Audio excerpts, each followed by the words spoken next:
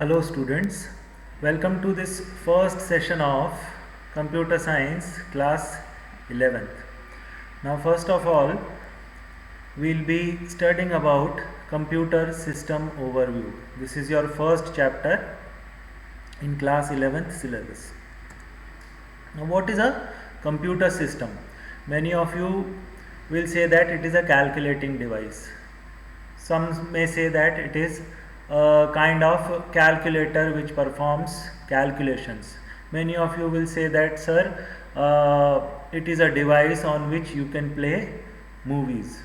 Others may say that it is a device in which you can play music. Right? Many of you use it for playing games. So nowadays computers have become a versatile machine that caters to the demands of different kinds of users. Okay, you might have observed that nowadays computers have been used in banks. It is being used in universities, means it is being used everywhere, in a music shop, in a game parlor, or in schools, universities, banks, or any other office for that matter. Okay, so we can say that it is a device. Now a layman will say that because I use it for playing games, it is a device which is used to play games. A banker may say that we do calculations, so it is a calculating device. A person in a music shop will say that I use it for music purpose, so it is a device on which music is being played. Okay, so how will you define a computer? Right? A computer is defined as a machine, right? Obviously it is a machine which takes some input, process the data or instructions. Now the input which it takes will be in the form of data or instructions. Okay, so it is a device that takes some inputs in the form of data or instructions, then it process that data as per the instructions given by the user, and then after processing it produces some kind of results. Okay, now in earlier days when computers were invented, they were termed as calculating device or calculators. Okay, later on the scientists observed that most of the work which we do on the computer system is not of calculation type, rather it is of processing type. It can be explained in this way that CBSE gives you mark sheet, computerized mark sheets, right? Now in that mark sheet you get a total, right? And then they give you a mark sheet in which you have a predefined format. In that format only all those mark sheets are being printed.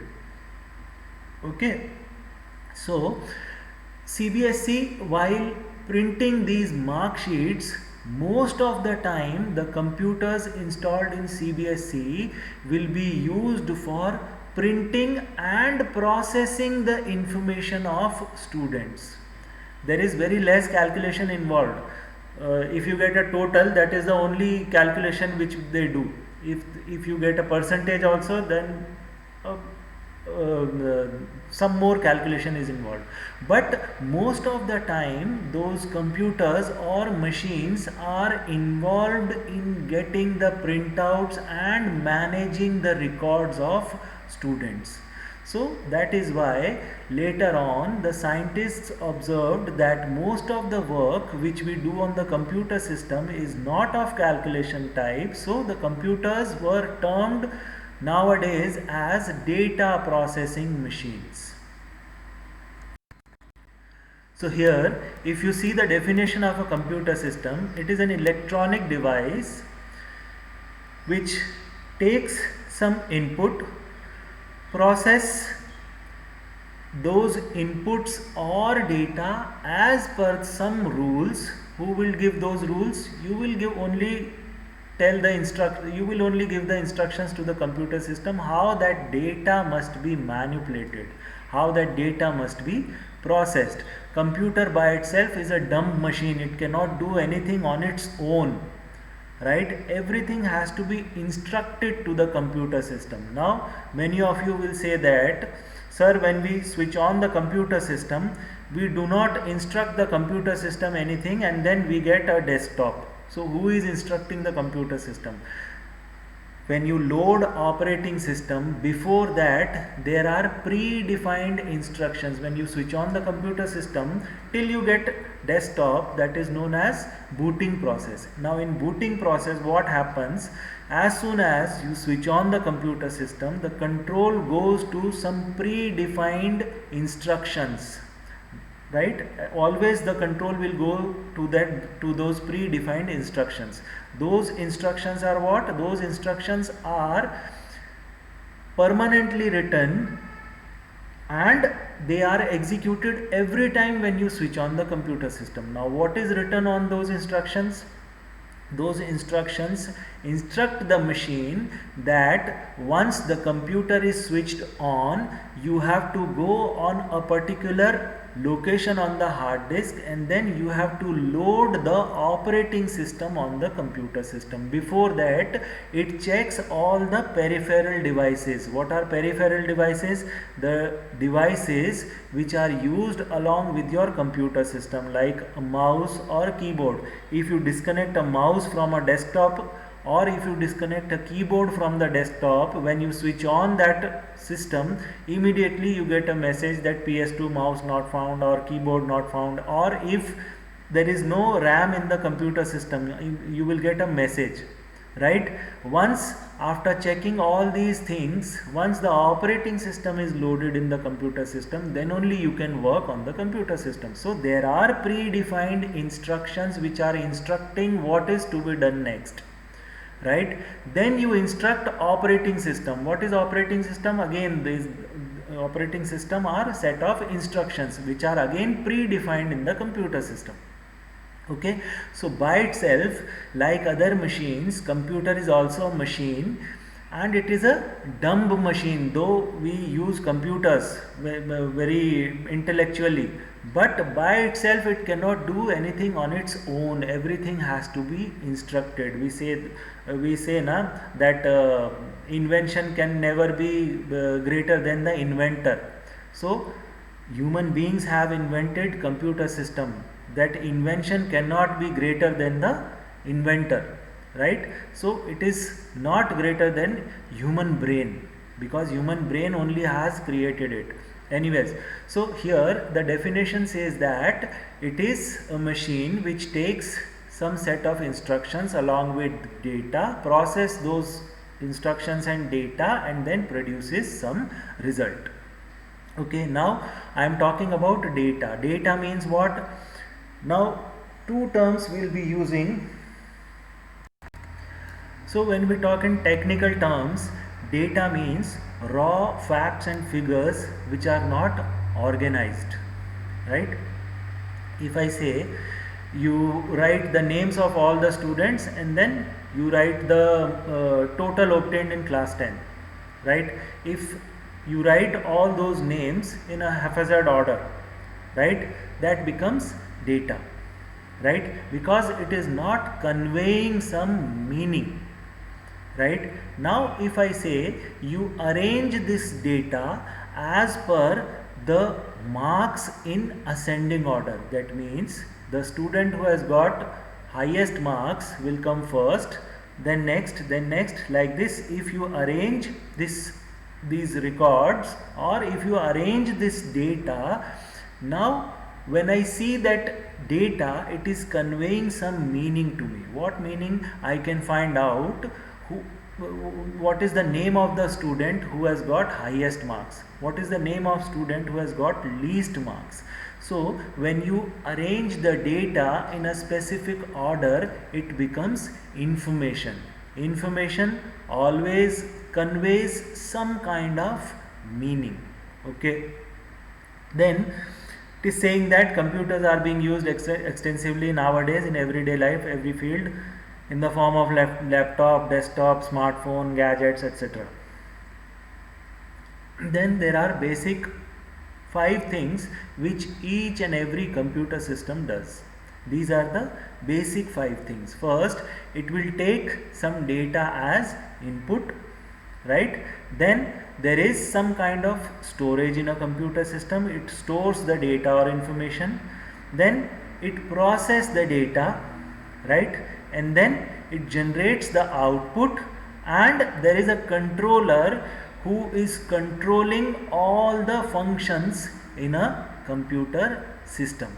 That will, all these things will do in detail. Before that, I must tell you why it is known as a computer system, right? This machine is known as a system. Why we say na computer system went wrong? So why this machine is termed as a system?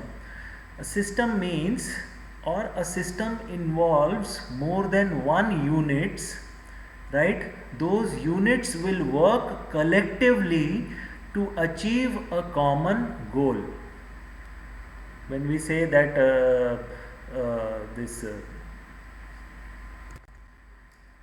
we say that the political system in India is bad. Now why political is known as a system, right?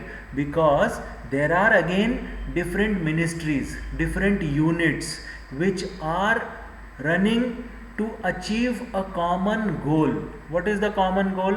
To run the government properly, right? So why computer is known as a system? Because it involves more than one units. Those units are working in conjunction, they are working to achieve a common goal. Now what is the common goal here? The common goal here is to execute the instructions given by the user properly. Now to achieve this goal, all these units, they may exchange some information, right? They are independent units, like we say that Ministry of Education, it is a independent unit. Then Ministry of Finance, but they can exchange information, they can work separately, they can work independently, yet they can exchange information. Here also in a computer system, all the units, they work independently, but they all are working to achieve a common goal, to execute the instructions given by the user, and they may exchange some kind of information. That is why computer is also known as a system. Okay. Then next term which we most commonly used in computers is a program, right? You might have heard about a birthday program, a kitty party program. Why? Computer, in a computer terminology, there is a term named program. Program means what?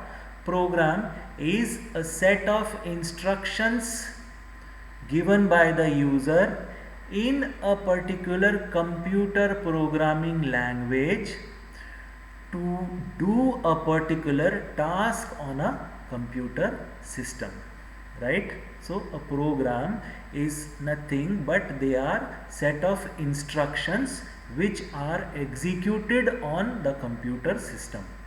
Then software, all the programs or data which you store on a computer system, right, is known as software. A software cannot be touched directly. That means you cannot feel the software physically, right? Whereas hardware means all the tangible components of a computer system, all the physical things which can be touched, they comprise the hardware of a computer system. Software means you can see the software executing, but you cannot, it is not a physical thing. Rather, it has been saved on a computer system. Like you might have seen a CD containing music. Now that CD itself is a hardware. Music saved on that CD is known as software. You can execute and you can listen to the software, but you cannot touch that software. Similarly, in computers also, you can make programs, but you can see them executing, but you cannot touch them, right?